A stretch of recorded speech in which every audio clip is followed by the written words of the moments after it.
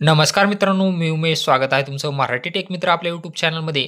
मागेल त्याला सौर कृषी पंप योजनेमध्ये ज्या शेतकऱ्यांनी कंपनी निवडलेली आहे, म्हणजेच व्हेंडर सिलेक्शन केलेलं आहे, अशा शेतकऱ्यांना कालपासून एस-एम-एस येत आहेत.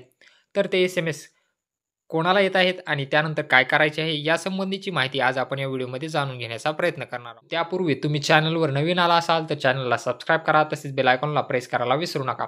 आपण आपल्या चॅनलवर वेगवेगळ्या शासकीय योजना, सोलार संबंधी नवनवीन अपडेट्स घेत असतो. त्यामुळे चॅनल जॉइन करायला विसरू नका.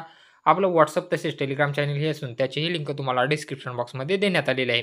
चला तर मग पाहूया काय आहे ज्यांनी वेंडर सिलेक्शन केलेलं आहे म्हणजे कंपनी निवडलेली आहे, अशा शेतकऱ्यांना असा एस-एम-एस येत आहे. मागील त्याला सौर कृषी पंप योजनेअंतर्गत आपला मंजूर अर्ज क्रमांक, त्यानंतर त्या शेतकऱ्यांचा अर्ज क्रमांक असणार आहे.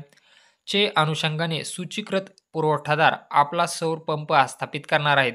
आपणास विनंती की आपला सौर पंप सूचीकृत पुरवठादाराकडून त्वरित स्थापित करून घ्या. याबाबत अडचण असल्यास त्यानंतर एक क्रमांक दिलेला आहे. या क्रमांकावर कार्यालयीन वेळेत संपर्क साधावा. महावितरण म्हणजे महावितरणकडून हा एस-एम-एस पाठवण्यात आलेला आहे. आता हा एस-एम-एस कोणाकोणाला पाठवण्यात आलेला आहे?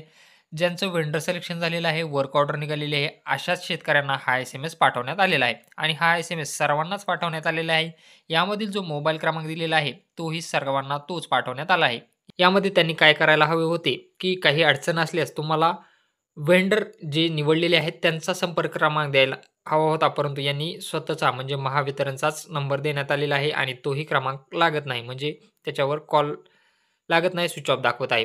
त्यामुळे तुम्हाला काय करायचं आहे, ज्यांना हा एस-एम-एस आलेला आहे, त्यांनी तुम्ही जी कंपनी निवडली आहे, ज्या कंपनीचं व्हेंडर सिलेक्शन केलेलं आहे, त्यांच्याशी कॉन्टॅक्ट करा आणि तुमचं पंप आहे ते इन्स्टॉलेशन करून घ्या. तुम्हाला या व्यतिरिक्त काहीही करण्याची आवश्यकता नाही. तुम्हाला फक्त तुम्ही जी कंपनी निवडली आहे, त्यांच्या कस्टमर केअरशी कॉन्टॅक्ट करा किंवा तालुका किंवा जिल्हा प्रतिनिधीशी कॉन्टॅक्ट करा आणि तुमचा सौर पंप इन्स्टॉल करून घ्या. एवढेच काम तुम्हाला करायचे आहे. तर असं हे महत्त्वपूर्ण असं अपडेट होतं. अपडेट आवडलं असेल तर चॅनलला सबस्क्राईब करा आणि बेल आयकॉनला प्रेस करायला विसरू नका.